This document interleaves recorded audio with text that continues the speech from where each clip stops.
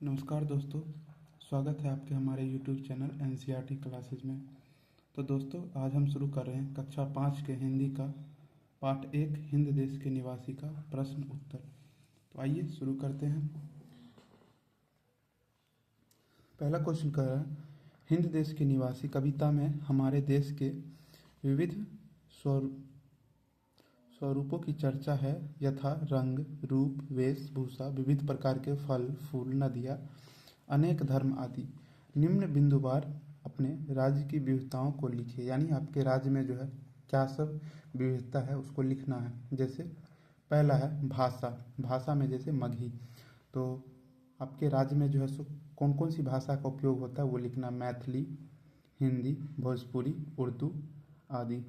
दूसरा है फूल, जैसे गेंदा, बेला, गुलाब, जूही, चंपा, चमेली, कनेर, कमल आदि। तीसरा है फल, जैसे अमरूद, अनार, केला, सेब, आम, लीची, अंगूर आदि। चौथा है नदी, जैसे गंगा, यमुना, ब्रह्मपुत्र, कृष्णा, कावेरी, कोसी, पुनपुन, सोन आदि। पांचवा है धर्म, जैसे बौद्ध, हिंदू, मुस्लिम, सिख, ईसाई, पारसी, जैन आदि। चलिए दूसरे क्वेश्चन पे चलते हैं।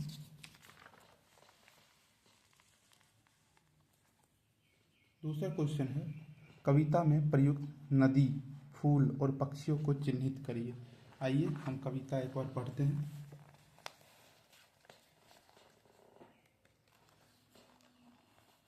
कविता है, हिंद देश के निवासी सभी जन एक है, रंग रूप वेश भाषा चाहे अनेक हैं, बेला, गुलाब, जूही, चंपा, चमेली, प्यारे प्यारे फूल गुथे माला में एक है, कोयल की कूक प्यारी, पपीहे की टेर प्यारी, गा रही तराना बुलबुल, राग मगर एक है, गंगा, यमुना, ब्रह्मपुत्र, कृष्णा, कावेरी, साके मिल गई सागर में, हुई सब एक है, धर्म है अनेक जिसका सार वही है, पंथ है निराले सबकी मंजिल तो एक है। तो सबसे ऊपर पूछा था नदी, तो नदी हो जाएगा गंगा, यमुना, ब्रह्मपुत्र, कृष्णा, कावेरी। दूसरा था फूल, तो फूल में हो जाएगा बेला, गुलाब, जूही, चंपा, चमेली। पक्षी में हो जाएगा कोयल, पपीहे, बुलबुल। चलिए आगे क्वेश्चन है 3 नंबर में, शब्द को उनके अर्थ से मिलाइए। पहला हो जाएगा निराला। निराला का अर्थ होता है अनोखा। दूसरा तराना, तराना का मतलब राग या फिर गीत हो जाएगा। तीसरा टेर है, टेर का मतलब तान हो जाएगा। उसके बाद है जन, जन मतलब लोग। और सबसे लास्ट है 5वां मंजिल, मंजिल का मतलब लक्ष्य हो गया। चलिए चौथा क्वेश्चन देखते हैं। चौथा क्वेश्चन है, कोयल को कूकना, बुलबुल की तराना राग आदि सुनना आपको अच्छा लगता होगा।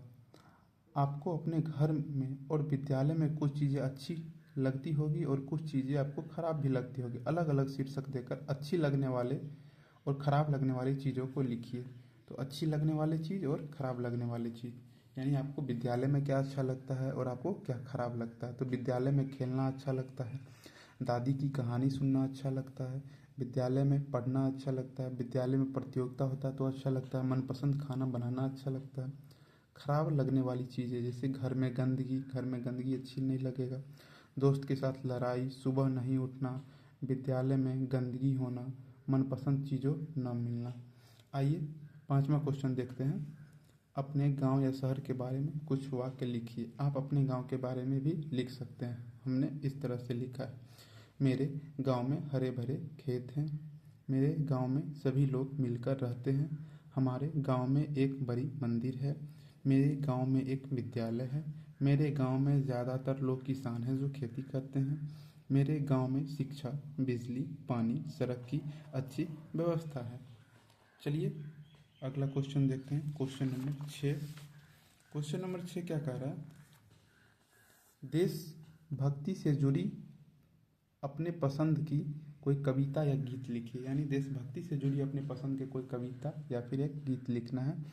आप कोई भी लिख सकते हैं। हमने लिखा है, भारत प्यारा देश हमारा, जग में है नारा, शांति अहिंसा न्याय धर्म का यह रखवारा है, हिंदू मुस्लिम सिख ईसाई यहाँ सभी रहते हैं, जैसे भाई भाई नहीं किसी से नफरत, करते हैं सबका आदर करते हैं, अत्याचार करे जब कोई नहीं किसी से डरते हैं।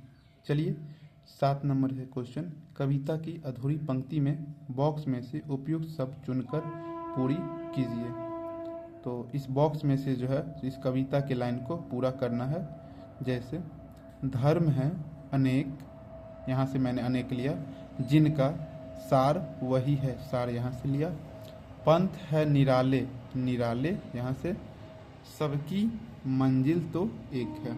चलिए अगला क्वेश्चन देखते हैं। अगला क्वेश्चन है, हिंद देश के निवासी सभी जन एक हैं। इनका जो है कविता का क्या संदेश है वो संदेश लिखना है। इस कविता में कहा गया है कि हमारे देश में रंग रूप वेश और भाषाएं अनेक है, लेकिन जैसे तरह तरह के फूल को गूंथने पर एक माला हो जाती है, ठीक उसी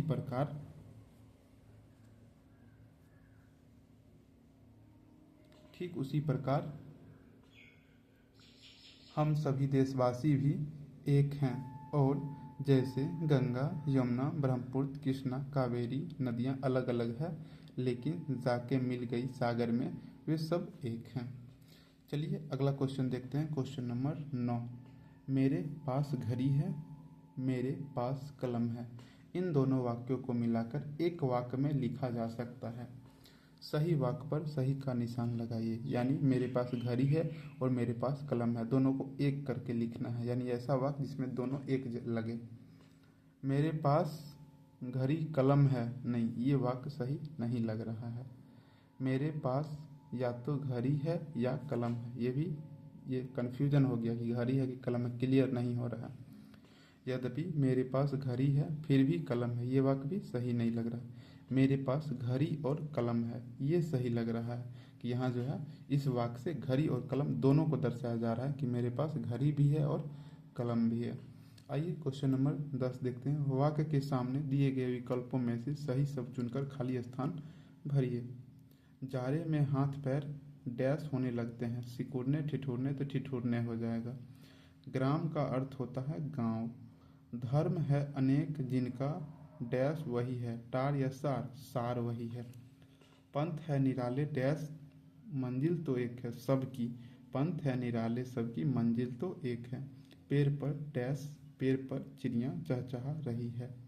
तो ये था आपका जो है सो पहला चैप्टर का प्रश्न उत्तर। दोस्तों अगर आपको वीडियो अच्छा लगा तो वीडियो को लाइक करें, चैनल को सब्सक्राइब करें ताकि इसी तरह के वीडियो आपको मिलता रहे। धन्यवाद।